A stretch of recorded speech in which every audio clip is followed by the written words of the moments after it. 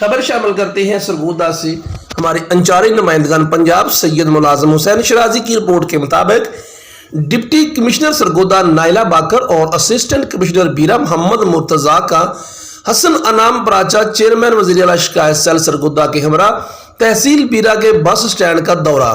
इस मौके पर डिप्टी कमिश्नर सरगोदा नाइला बाकर ने इस बात की यकीन दहानी कराई कि इंशाअल्लाह इस साल के आखिर में बीरा शहर के बस स्टैंड की तमीरात का काम शुरू करवाया जाएगा, जिसकी लागत तकरीबन 5 करोड़ रुपए होगी।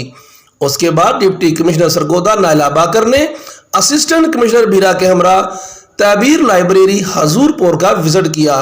अहलियाने हजूरपुर ने इनका शानदार इस्तकबाल किया और म्यानी में खुली कचहरी में लोगों के मसाइल सुने और मौके पर ही इनको हल करने के अहकामात जारी किए और उसके साथ साथ म्यानी शहर का विजिट किया और महकमा माल और वाटर फिल्ट्रेशन का इफ्तिताह किया।